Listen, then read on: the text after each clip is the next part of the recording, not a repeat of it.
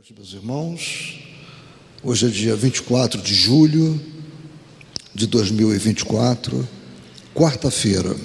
Estamos iniciando as atividades na Casa Espírita de Abel Sebastião de Almeida. Como sempre o fazemos, rogando a Deus, nosso Pai de infinito amor e bondade, a Jesus, nosso querido e amoroso Mestre, amigo incondicional de nossas almas, e a Maria de Nazaré, nossa Mãe Santíssima, que nos envolvam no manto de paz e de amor. Que a nossa psicosfera esteja preparada para todos os trabalhos que se desenvolverão na noite desta quarta-feira. Meus irmãos, como sempre, começamos agradecendo por esta oportunidade de trabalho, de estarmos aqui, de estarmos próximos da nossa comunidade espiritual, desses espíritos tão zelosos, protetores, que pertencem à comissão de Abel Sebastião de Almeida, que quando chegamos já nos recebem, já verificam os nossos problemas, já nos aplicam um verdadeiro passe magnético. Portanto, meus irmãos, só temos a agradecer. Eu queria lembrar que a nossa campanha do óleo de cozinha usado continua a pleno vapor, sempre aguardando as garrafas PET com o óleo de cozinha. Nós temos um tonel, 100 litros, e esse tonel está difícil de chegar até a borda. Então não vamos esquecer de guardar aquele óleo de cozinha usado e trazer aqui para a nossa casa. Nessa semana, domingo, teremos a campanha do quilo, Então, quem desejar conhecer, participar, a partir das 9 horas estaremos aqui, Então teremos a nossa irmã Sara, que faz um estudo do Evangelho, um breve estudo do Evangelho para as famílias que são assistidas da nossa casa, e logo após temos a entrega das bolsas, Então é sempre um momento importante de nós estarmos aqui na casa, podemos dar um pouco da nossa colaboração, Então quem puder participar, não deixe de fazê-lo, Domingo agora. E não deixem de dar uma passadinha na nossa livraria, Estamos com 38 obras novas, ou pelo menos próximo disso, ali muito interessantes, obras de Deolinda Morim. Então, olha, vale a pena vocês conhecerem as novas obras. E estamos com entre 200 e 300 livros novos para serem organizados na biblioteca. Então, logo, semana que vem, poderemos começar a fazer isso, faremos, e não teremos uma oferta maior ainda de livros na biblioteca. É a nossa casa, trabalhando com o esforço de todos aqui. Tudo isso acontece porque temos os trabalhadores da casa. Então, meus irmãos, nós vamos dar continuidade aos nossos trabalhos. Eu vou pedir à nossa irmã Sani Regina a gentileza de fazer a leitura de uma página. Você pode abrir à vontade, Sânia. Sairá uma página adequada, pode ter certeza.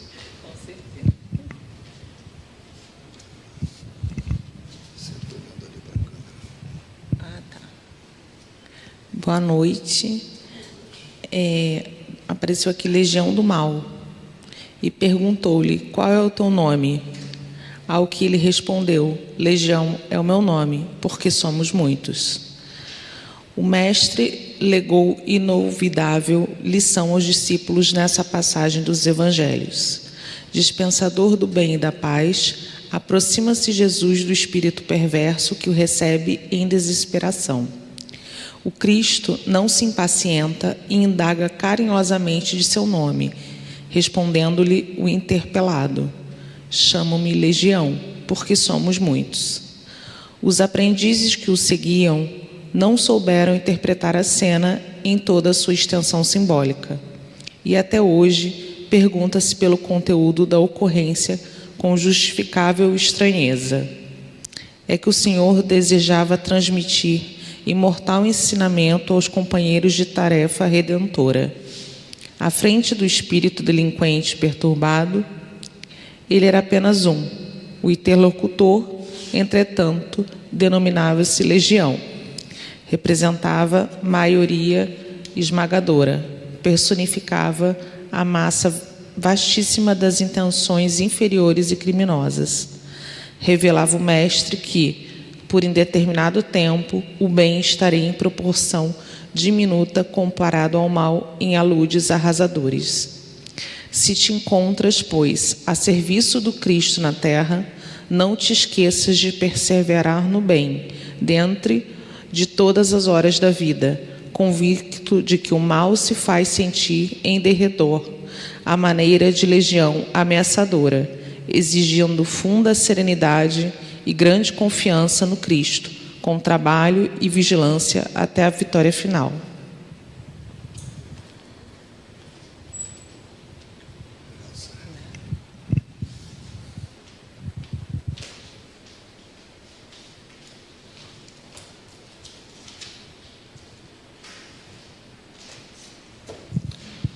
Bem, meus irmãos, agora nós vamos ouvir nosso irmão Antônio Caetano. A palestra de hoje, o estudo de hoje já está gravado, será do capítulo 14, dos médiuns, itens 159 a 162. Vamos então prestar atenção ao estudo que o nosso irmão Antônio preparou para nós. Olá, irmãos, frequentadores e todos aqueles que nos acompanham através da rádio da TV Abel. Dando início a mais um estudo do Livro dos Médiuns, hoje nós vamos começar o capítulo 14 dos Médiuns. Nós vamos analisar todos os tipos característicos catalogados por Kardec. Médiuns de efeitos físicos, pessoas elétricas, médiuns sensitivos ou impressionáveis, médiuns audientes, médiuns falantes, médiuns videntes, médiuns sonambúlicos, médiuns curadores e médiuns pneumatógrafos. Então, vamos ao nosso primeiro item, 159. Todo aquele que sente, num grau qualquer, a influência dos espíritos é, por esse fato, médium. Essa faculdade é inerente ao homem, não constitui, portanto, um privilégio exclusivo. Então, todos nós temos, em determinado grau, uma mediunidade. Isso é algo que é inerente ao homem, faz parte da nossa construção, a mediunidade. Por isso mesmo, raras são as pessoas que dela não possuam alguns rudimentos. Pode, pois, dizer-se que todos são mais ou menos médiuns. Todavia, usualmente assim só se qualificam aqueles em quem a faculdade mediúnica se mostra bem caracterizada e se traduz por efeitos patentes, de certa intensidade, o que então depende de uma organização mais ou menos sensitiva.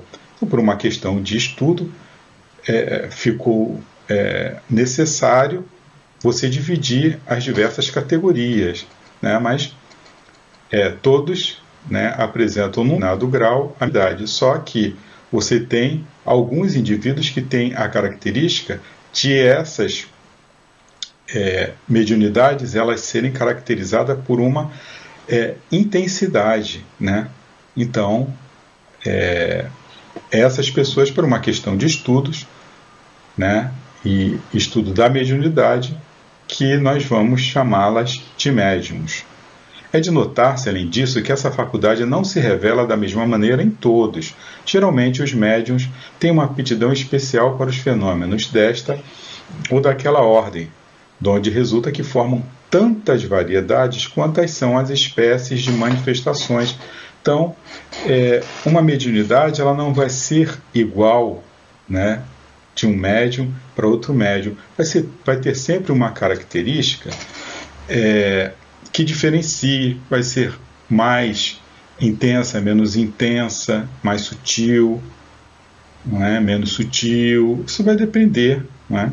De cada médium. Nós somos individualidade, nós temos a nossa personalidade, e nós vamos ver mais adiante que essa mediunidade depende de um fator muito importante, que é a moral, né? Muito mais do que o físico, né? Do que o nosso aparelhamento biológico. Então, por isso que existe, né, tantas variedades, e um médium nunca vai ser, não é, igual ao outro. As principais são a dos médiuns de efeitos físicos, a dos médiuns sensitivos ou impressionáveis, a dos audientes, a dos videntes, a dos sonambúlicos, a dos curadores, a dos pneumatógrafos, a dos escreventes ou psicógrafos. Bom, então vamos aos médiuns de efeitos físicos, o item 160. Os médiuns de efeitos físicos são particularmente aptos a produzir fenômenos materiais, como os movimentos dos corpos inertes, ou ruídos, e etc. Ora, nós já conhecemos esse quadro, né? Vale a pena dar uma revisitada. E nós sabemos que existem 3 elementos básicos, constitutivos do universo. Deus, né, o elemento inteligente e o elemento material. Tudo que existe se resume a isso. Então, o espírito, ele é o quê? A essência espiritual, que vai pegar do fluido cósmico universal o que é o perispírito. E temos aí o homem encarnado, que ele se constitui do espírito propriamente dito. Ele tem a matéria, né, a parte material, a matéria animalizada, que ela é constituída de fluido vital. Então, matéria bruta mais fluido vital, nós temos aí a matéria animalizada. De onde que vem isso? Do fluido cósmico universal, que é o elemento material. Pois bem, para que haja, né, para que o espírito ele possa realizar manifestações físicas, é necessário que ele combine os fluidos animalizados, né, emitidos pelo médium, né, voluntária ou involuntariamente, com seus próprios fluidos espirituais. Então, o espírito em si, ele não consegue movimentar um determinado objeto material, uma matéria bruta, né, vamos assim dizer. É necessário que ele se utilize do fluido animalizado de um médium, de um doador. Esse doador, ele pode ser um voluntário, ele pode saber o que ele está fazendo e ele pode ser involuntário, né? O espírito vai lá e pega aquele fluido animalizado daquele médium à sua revelia. Aquele médium às vezes nem sabe que o é, né? Isso é muito comum. Assim, as manifestações físicas dos espíritos decorrem sempre da união do fluido animalizado emitido pelo médium com o fluido universal que está à disposição do espírito. Para que haja, então, um efeito físico mediúnico, genuíno, é necessário sempre o quê? Um médium. Né? Sem um médium, né, um encarnado que tenha fluido animalizado, não vai existir a manifestação física. Os médiuns facultativos, né, são os que têm consciência do seu poder e que produzem fenômenos espíritas por ato da vontade própria, são os voluntários. Conquanto inerente à espécie humana, conforme já dissemos, semelhante faculdade longe está de existir em todos no mesmo grau. Porém, se poucas pessoas há em quem ela seja absolutamente nula, mais raras ainda são as capazes de produzir os grandes efeitos, tais como a suspensão de corpos pesados, a translação aérea e, sobretudo, as aparições. Então, essas características, né, dos médiuns, elas são muito raras. Né? É muito raro você ter um médium que tenha essas possibilidades. Né? Um Peixotinho, por exemplo, foi um, né, em pouquíssimos, né? E poucos tinham conseguiam repetir, né? Nós, claro, temos outros médiuns de efeitos físicos, mas com a riqueza, né, com que o Peixotinho realizava as materializações, inclusive materializações luminosas, né, é algo muito raro. Os efeitos mais simples são a rotação de um objeto, pancadas produzidas mediante o levantamento desse objeto ou na sua própria substância. Embora não demos importância capital a esses fenômenos, recomendamos, contudo, que não sejam desprezados. Então, o fenômeno ele sempre vai existir com um determinado fim, né? Então, é natural, né, que se dê atenção a uma psicografia, por exemplo, né? Aí um objeto que se mova, né, algo que seja realmente um fenômeno dessa natureza, um fenômeno material, ele deva ser averiguado, deva ser estudado, né, para saber o porquê que está acontecendo aquilo. Podem proporcionar ensejo observações interessantes e contribuir para a convicção dos que os observem. Cumpre, entretanto, ponderar que a faculdade de produzir efeitos materiais raramente existe nos que dispõem de mais perfeitos meios de comunicação, quais a escrita e a palavra. Em geral, a faculdade diminui num sentido à proporção que se desenvolve em outro. Geralmente, essa movimentação de objetos, pancadas, ruídos, isso é para chamar atenção, como aconteceu no início, né, das manifestações espíritas. Depois, né, com o advento da escrita, esses acontecimentos eles rarearam, né, eles escassearam, porque não precisava, era só algo para chamar a atenção, né? Item 161. Os médios involuntários ou naturais são aqueles cuja influência se exerce a seu malgrado. Nenhuma consciência tem do poder que possuem, e muitas vezes o que de anormal se passa em torno deles não se lhes afigura de modo algum extraordinário. Isso faz parte deles, exatamente como se dá com as pessoas que, sem o suspeitarem, são dotadas de dupla vista. São muito dignos de observação esses indivíduos e ninguém deve descuidar-se de recolher e estudar os fatos desse gênero que lhe cheguem ao conhecimento. Manifestam-se em todas as idades e frequentemente as crianças, frequentemente em crianças ainda muito novas. Veja-se acima o capítulo 5 das manifestações físicas espontâneas. Então nós já estudamos isso lá no capítulo 5 e vale a pena dar uma recordada, né? Não agora, porque nosso tempo é escasso, mas em casa, dá uma olhadinha lá. Tal faculdade não constitui em si mesma indício de um estado patológico, porquanto não é incompatível com uma saúde perfeita. Então, esses fenômenos, né, que acontecem com esses médios de efeitos físicos no passado, eles eram tidos como coisas anormais, como a pessoa era julgada doente, né?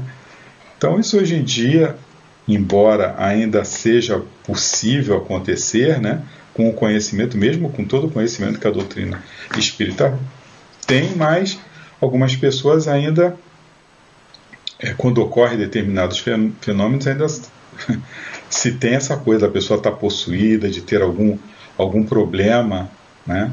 Se sofre aquele que a possui esse sofrimento, é devido a uma causa estranha, de onde se segue que os meios terapêuticos são impotentes para fazê-la desaparecer. Então, mediunidade não é doença, né? Mas infelizmente, em alguns casos, ainda é tratada como tal. Em alguns casos, pode ser consequente de uma certa fraqueza orgânica, porém, nunca é causa eficiente. Não seria, pois, razoável tirar dela um motivo de inquietação do ponto de vista higiênico. Só poderia acarretar inconvenientes se aquele que a possui abusasse dela depois de se haver tornado médium facultativo, porque então se verificaria nele uma emissão demasiado abundante de fluido vital e, por conseguinte, enfraquecimento dos órgãos. Então, ele dá esse aviso, né? Tem esse adendo. Olha, não é uma doença a mediunidade, né? Pessoa que é doadora de fluido vital, ela não pode ser considerada só por isso um doente. Pode ser até que essa pessoa tenha uma fraqueza orgânica, mas essa fraqueza orgânica ela não advém do fato dessa pessoa ser doadora de fluido vital, mas, né, é uma faculdade que não se deve abusar, né? O fluido vital é necessário, né? O nome já está dizendo, né?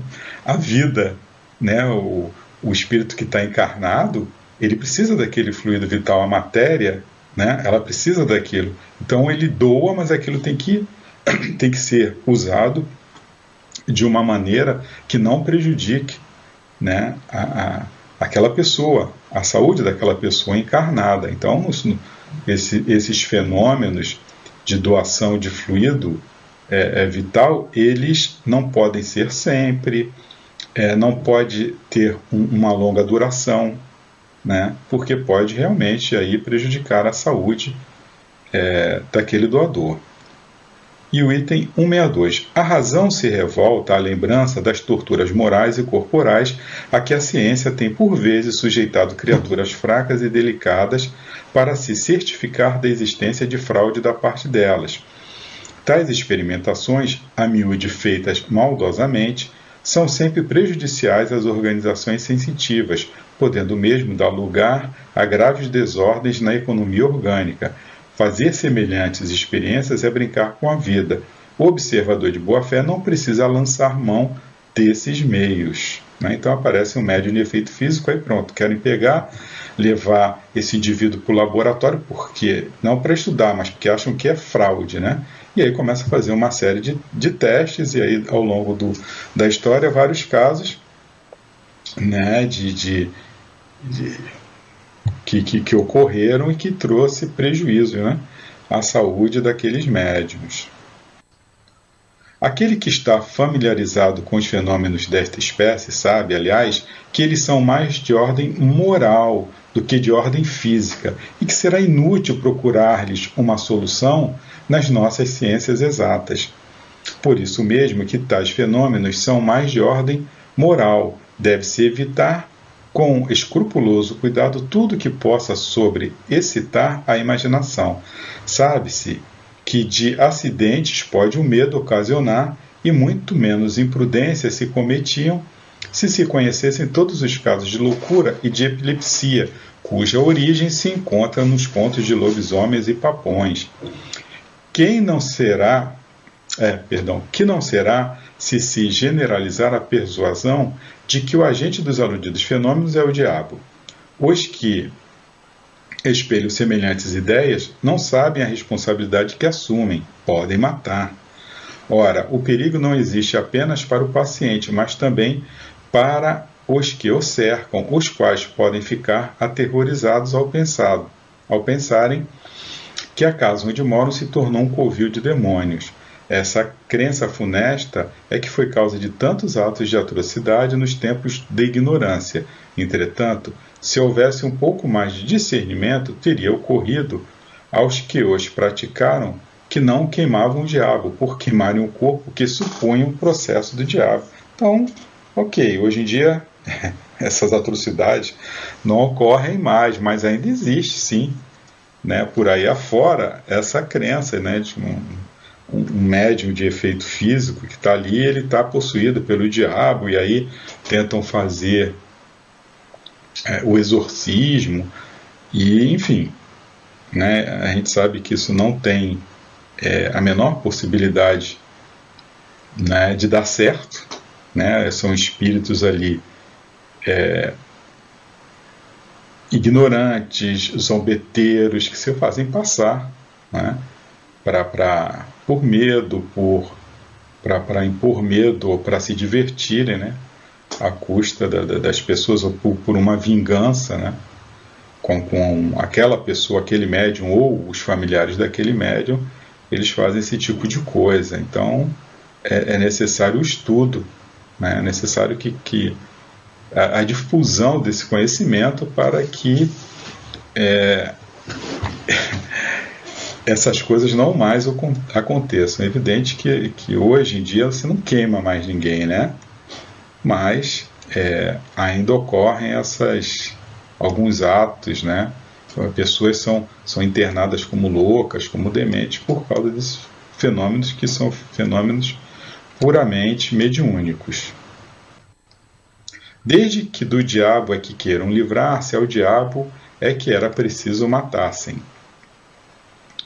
Esclarecendo-nos sobre a verdadeira causa de todos esses fenômenos, a doutrina espírita lhe dá o golpe de misericórdia, longe, pois, de concorrer para que tal ideia se forme. Todos devem, e este é um dever de moralidade e de humanidade, combatê-la onde exista. O que há a fazer-se quando uma faculdade dessa natureza se desenvolve espontaneamente no indivíduo, é deixar que o fenômeno siga o seu curso natural. A natureza é mais prudente do que os homens. Acresce que a providência tem seus desígnios e aos maiores destes pode servir de instrumento à mais pequenina das criaturas.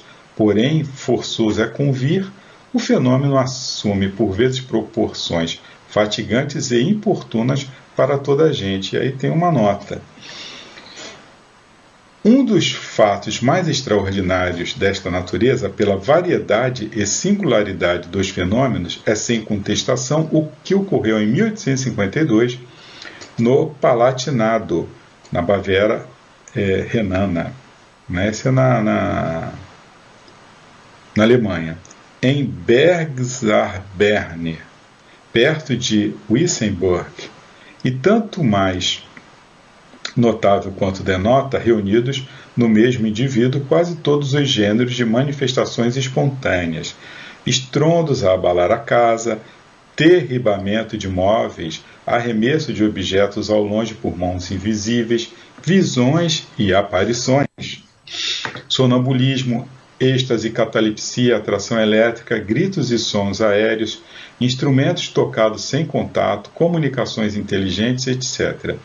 E o que não é de somenos importância, a comprovação desses fatos durante quase 2 anos por inúmeras testemunhas oculares dignas de crédito pelo saber e pelas posições sociais que ocupavam. A narração autêntica dos aludidos fenômenos foi publicada naquela época em muitos jornais alemães e especialmente numa brochura hoje esgotada e raríssima. Na Revista Espírita de 1858 se encontra a tradução completa dessa brochura, com os comentários e explicações indispensáveis. Essa, que saibamos, é a única publicação feita em francês do folheto a que nos referimos. Além do empolgante interesse que tais fenômenos despertam, eles são eminentemente instrutivos do ponto de vista do estudo prático do Espiritismo. Então nós recorremos lá à Revista Espírita de 1852, de maio de 1852. Esse caso ele é bem interessante, né? Vale a pena a gente dar uma olhada nele. A 1º de janeiro deste ano, em Bergzabern, na casa em que residia e no quarto vizinho à sala de estar, a família de Pedro Sanger ouviu um como martelar que começava por golpes surdos e como se viessem de longe, e que se tornavam progressivamente mais fortes e distintos. Estes golpes pareciam desferidos na parede junto à qual se achava o leito de sua filha de 12 anos de idade, que era a médium, a doadora dos fluidos. E continua: pensaram que viessem da casa vizinha. Logo, entretanto, se convenceram de que não poderia ser. Foi revolvido o chão do quarto, a parede foi derrubada, mas tudo sem resultado. A cama foi mudada para o lado oposto do quarto. Então, coisa admirável, o ruído mudou de lugar e era percebido assim que a menina dormia. Era claro que, de algum modo, a garota participava da manifestação daquele ruído.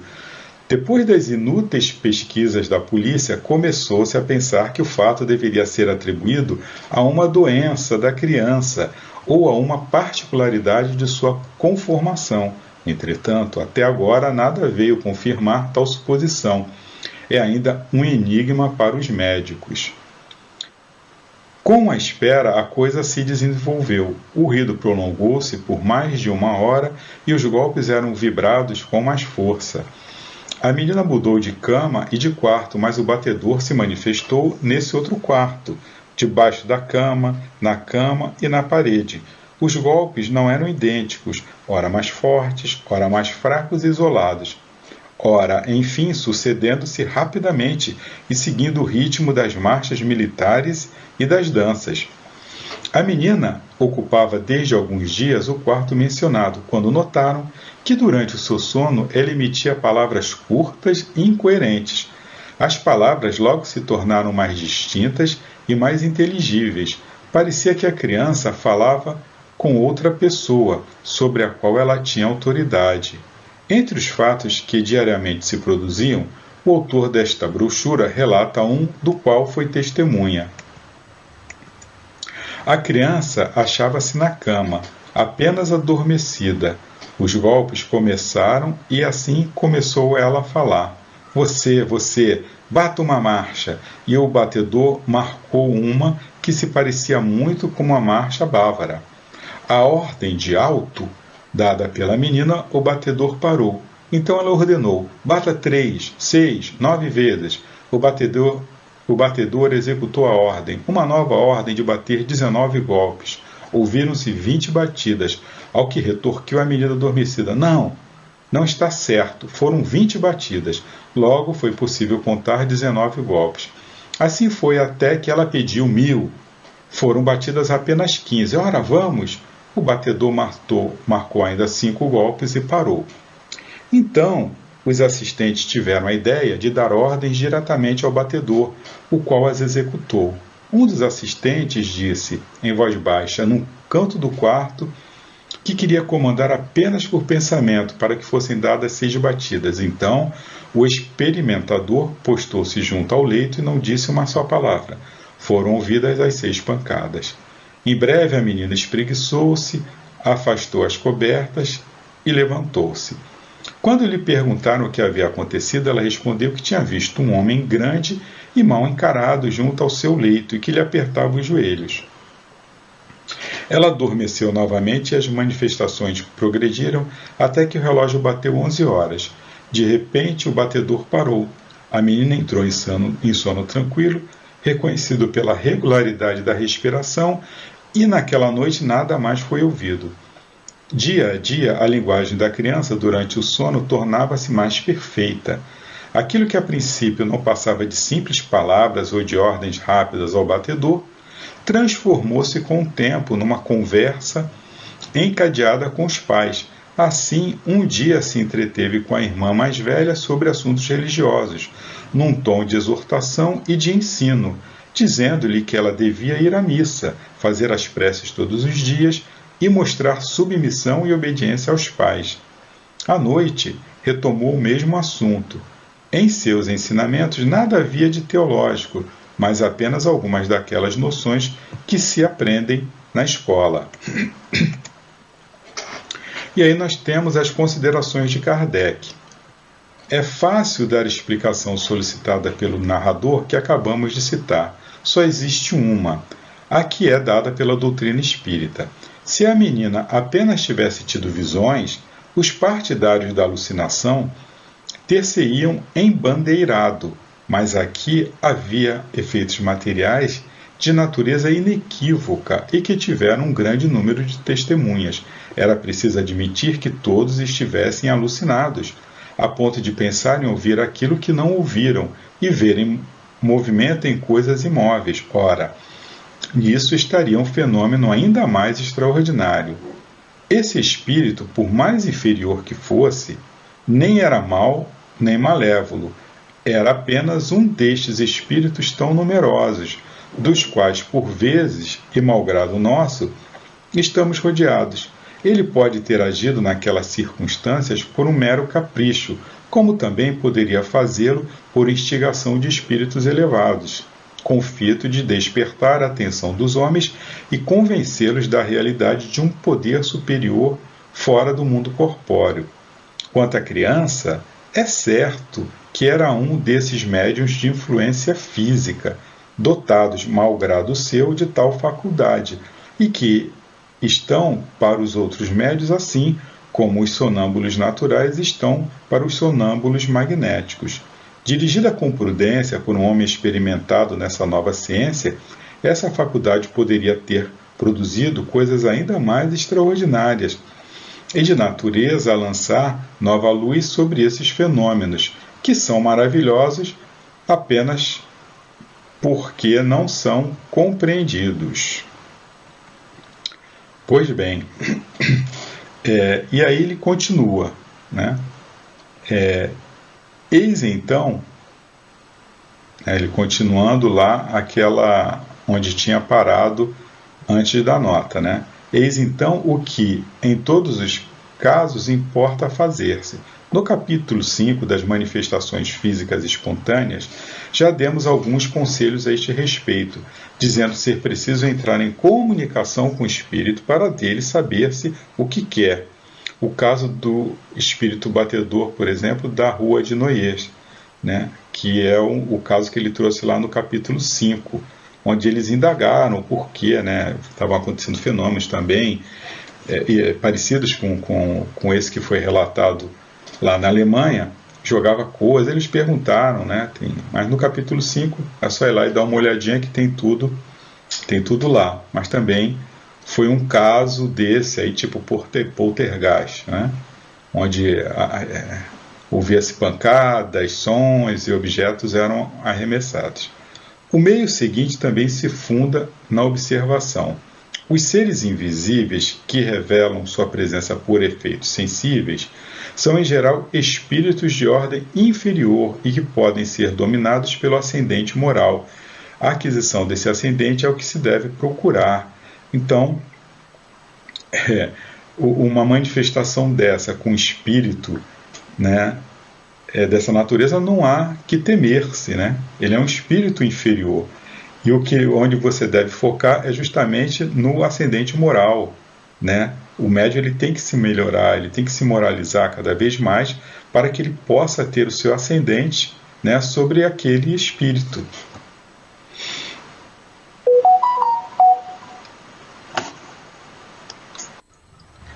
Para alcançá-lo, preciso é que o indivíduo passe do estágio de médium natural ao de médium voluntário. Produz-se então efeito análogo ao que se observa no sonambulismo. Como se sabe, o sonambulismo natural cessa geralmente quando substituído pelo sonambulismo magnético. Não se suprime a faculdade que tem a alma de emancipar-se, dá-se-lhe outra diretriz. O mesmo acontece com a faculdade mediúnica. Para isso, em vez de pôr óbices, obstáculos ao fenômeno, coisa que raramente se consegue e que nem sempre deixa de ser perigosa, o que se tem de fazer é concitar o médium a produzi-las à sua vontade, impondo-se ao espírito. Então, ninguém nasce médium com essa potencialidade à toa, né? A mediunidade é uma ferramenta a mais que nos dá a misericórdia divina de podermos evoluir. É como um indivíduo que nasce aí com inteligência privilegiada. Se ele não utilizar essa inteligência ou se utilizar de uma maneira errada, ele não utilizou, ele numa encarnação posterior, provavelmente ele não vai vir com essa possibilidade. Não usou a ferramenta, então, né, desperdiçou a oportunidade e, pior ainda, se usar essa possibilidade para a coisa errada. Então, um médium que tem essa potencialidade, querer abafar, é perigoso, como ele fala, né? Por quê? Porque é um canal de comunicação. Se eu não usar aquilo bem, né, eu vou deixar aquilo ali, aquela porteira aberta para qualquer um, né? E pode ser um espírito mal intencionado, um inimigo, enfim, uma entidade que queira fazer o mal ou que seja até um zombeteiro também, enfim, né? Então, uma possibilidade dessa eu tenho que canalizar para o bem. Eu pedi, né, muitas vezes, né, na maioria das vezes, com certeza, eu solicitei nessa possibilidade, que é uma ferramenta que eu posso usar, né, para fazer o bem, né? Eu servi de intérprete aos bons espíritos, eu servi de veículo, né, a uma manifestação que pode ser de cura. Então, isso é uma coisa maravilhosa, né? E eu vou e desperdiço porque tenho medo, porque não quero, por egoísmo, seja lá pelo que for, né? Eu vou estar desperdiçando, né, uma oportunidade de fazer o bem e posso estar me complicando aí, porque isso pode estar, eu posso virar, né, uma ferramenta perigosa em mãos erradas, né? Então a responsabilidade vai ser minha, né? Eu tenho um caso na família de um tio que tinha uma mediunidade fantástica, mas, né, não soube utilizá-la, não quis, né? Era uma cidadezinha do interior lá do sul da Bahia, perdão, e ele tinha fenômenos assim impressionantes, né?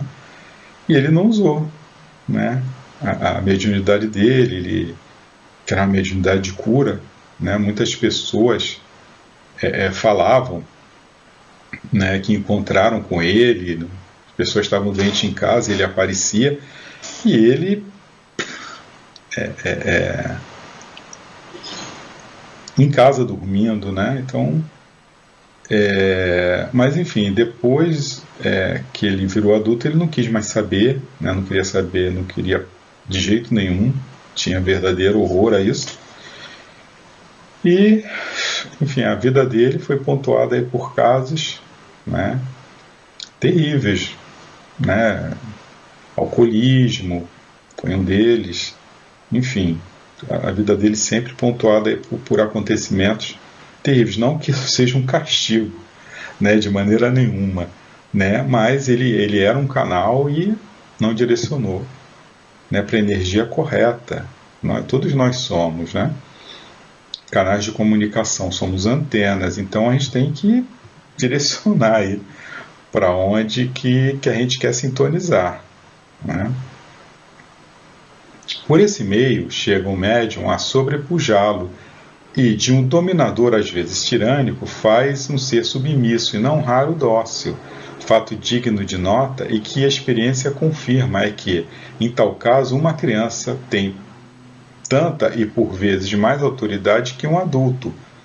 Mais uma prova a favor deste ponto capital da doutrina, que o espírito só é criança pelo corpo, que tem por si mesmo um desenvolvimento necessariamente anterior à sua encarnação atual, desenvolvimento que lhe pode dar ascendente sobre espíritos que lhe são inferiores. Então aquela garota, né, do caso lá da Alemanha, que foi citado na Revista Espírita de 1858, ela tinha 12 anos, mas ela tinha um ascendente moral, ela que comandava aquele espírito inferior, ele fazia o que ela queria, né?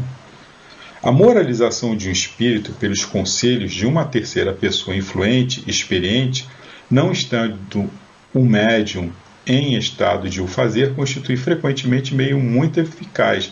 Mais tarde voltaremos a tratar dele. Então, isso aí nada mais é do que o que acontece na mesa, né? Você recebeu, o médium está ali recebendo um espírito, um comunicante, e você ter uma terceira pessoa ali para conversar, para dialogar, uma pessoa que tenha, né, um conhecimento para que possa ajudar aquele espírito que ali está. É isso, meu irmão, meus irmãos, né, que nós trazemos para vocês no estudo do Livro dos Médiuns, né, que a luz, a paz, o amor de Jesus permaneça em nossos corações, que nós possamos permanecer em oração, em vibração, para a continuação dos trabalhos que se fazem necessários. Que a luz, a paz, o amor de Jesus esteja em nossos corações. Graças a Deus, graças a Jesus, graças a Maria de Nazaré. Bem, meus irmãos, temos ainda um tempinho para conversarmos sobre o assunto. Na verdade, esse é o objetivo, né? Nós temos uma sobra de alguns minutos para dialogarmos sobre o estudo que foi apresentado. E aqui fica franqueada a palavra para alguém que queira fazer algum comentário, né? É um tema importante, né? Que é o tema do médium, como surge a mediunidade. Ainda temos muita coisa, esse capítulo não foi encerrado, né? Ele falou apenas das questões dos itens 159 a 162, temos outros itens. Eu queria aproveitar mostrar para vocês uma obra que fala o tempo todo sobre esse assunto, né? Nós temos na nossa livraria, foi uma das novas obras adquiridas, que é esse aqui. No Limiar do Amanhã, conversa sobre mediunidade, curas, obsessões, sonhos, organizado por Wilson Garcia, né? E esse livro, ele é uma coletânea das entrevistas que foram feitas com Herculano Pires no programa No Limiar do Amanhã.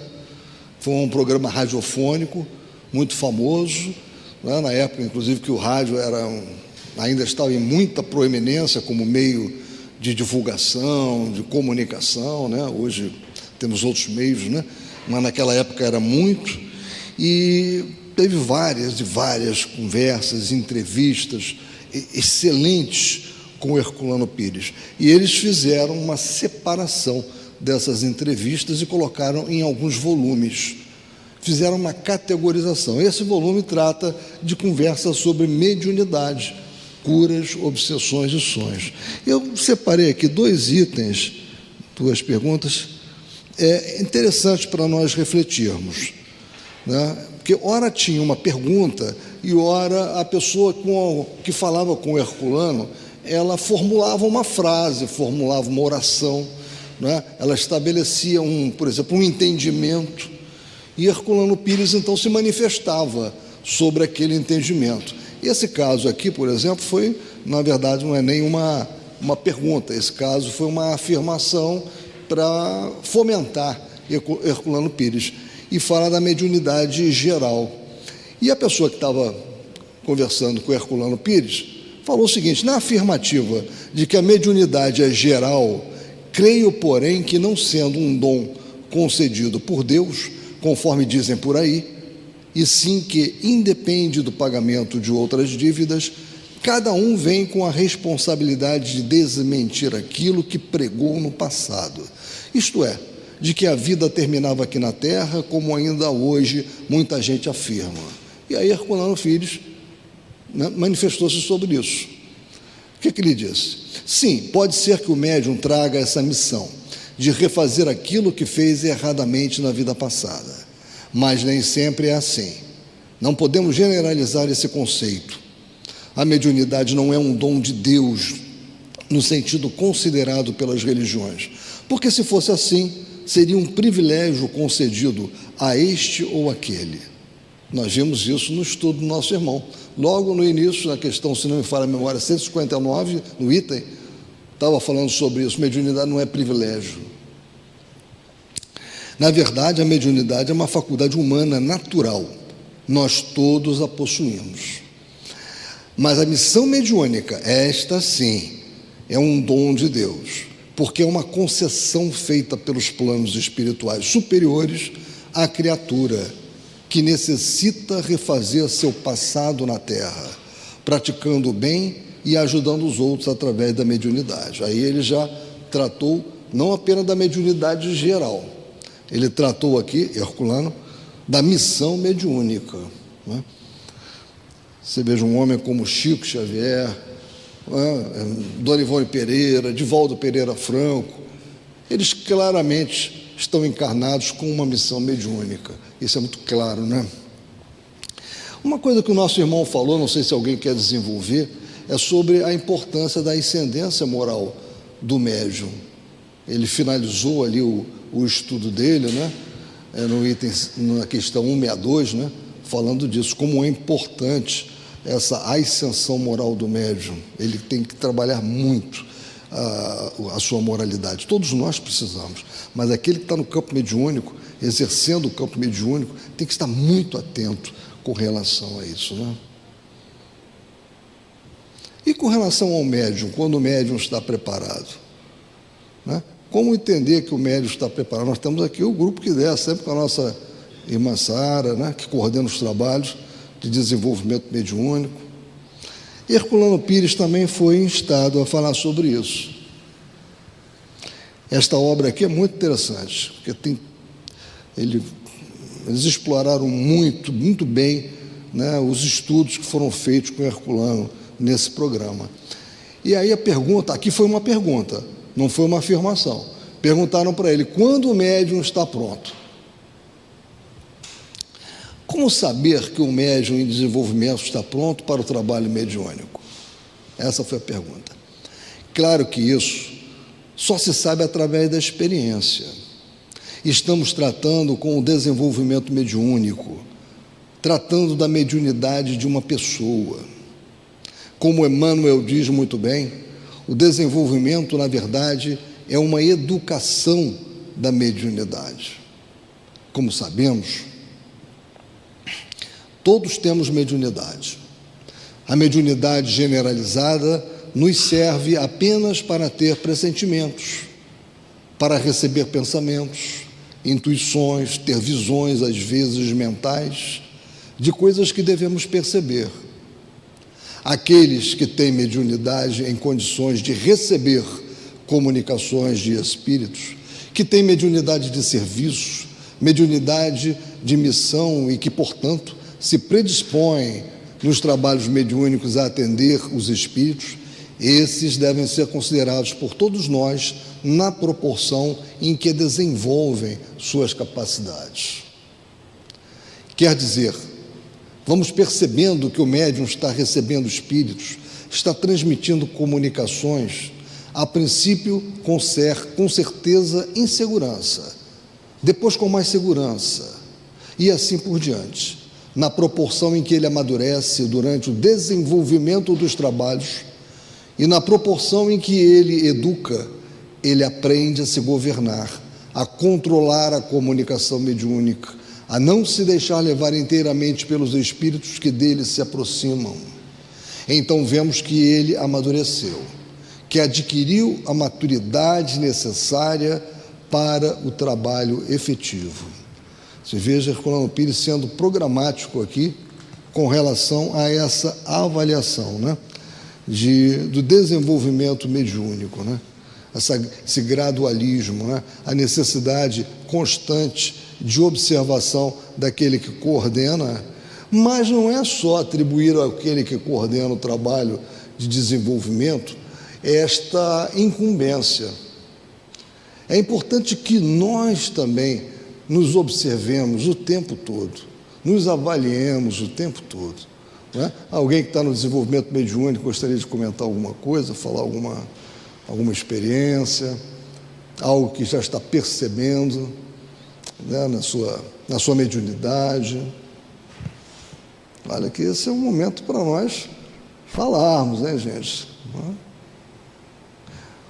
Agora, voltando ao que o nosso irmão comentou conosco, no estudo que ele apresentou, o Antônio, quando ele comentou que, logo lá no final, que ele diz que o espírito ele pode ser muito educado por alguém que tenha a ascensão moral sobre ele.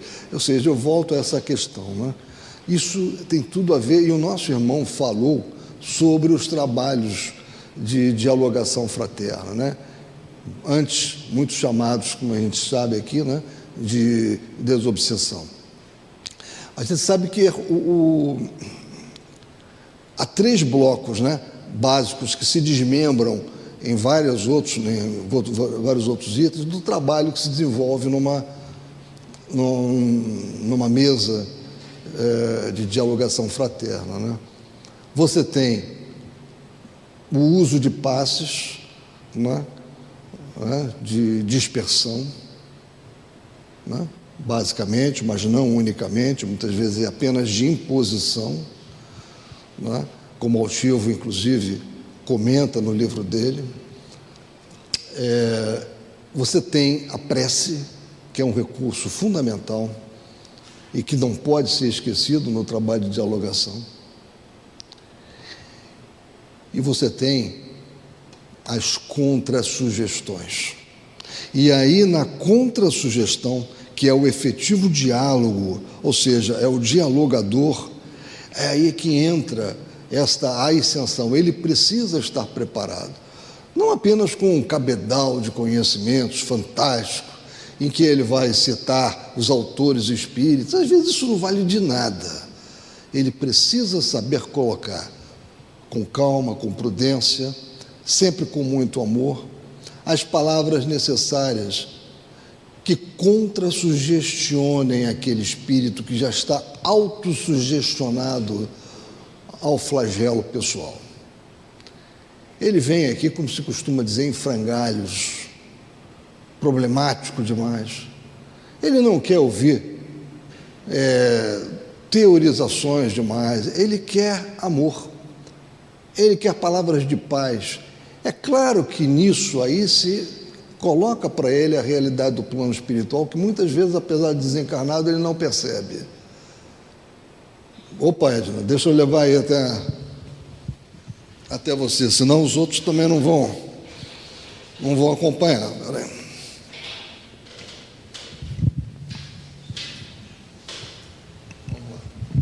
Até porque, na verdade, no momento que você vai fazer a dialogação fraterna, você não tem embasamento daquilo que o Espírito sabe. E muitas das vezes ele nunca teve nem religião. Às vezes não conhece Jesus, às vezes não é cristão. E outra coisa, ele, dizendo isso, ele também não é espírita. Então não adianta fastidiá-lo com conceitos da doutrina espírita, porque ele não vai entender, ele vai só ficar aborrecido e muitas das vezes vai sair daqui, não vai sair pior do que chegou, mas ele não vai absorver aquilo que a gente está dizendo. É aquela questão que Jesus falou, não jogue pérolas aos porcos. É muito melhor a gente falar docemente, entender o que ele está falando, deixar que ele fale para que a gente possa entender qual é o seu problema maior, para que a gente possa tentar ajudar da maneira que a gente também possa, né? Alguém mais quer colocar algo aqui? Opa, vamos lá, Glória.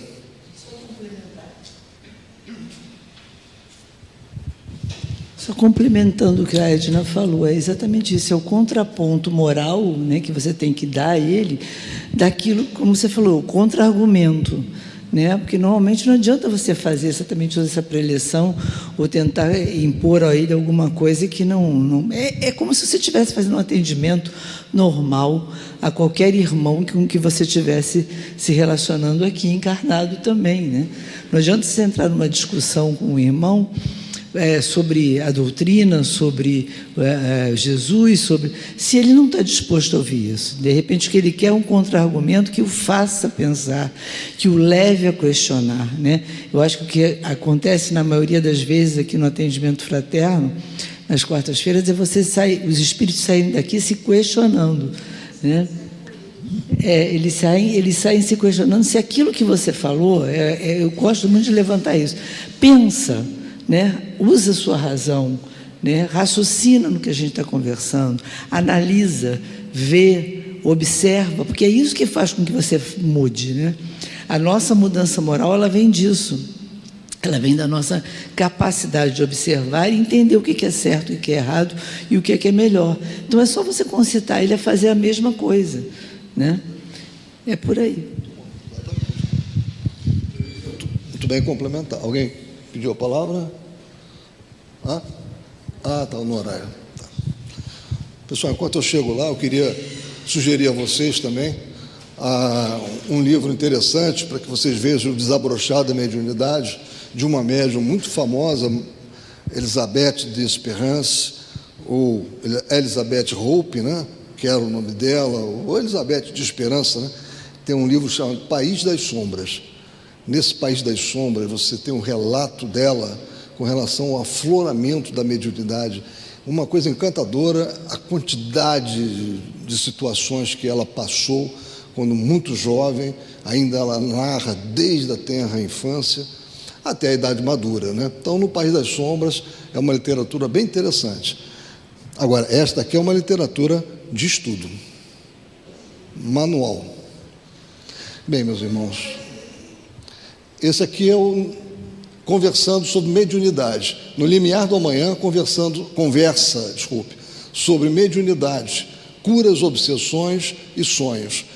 São conversas com Herculano Pires. né, que foram extraídas daquele programa radiofônico.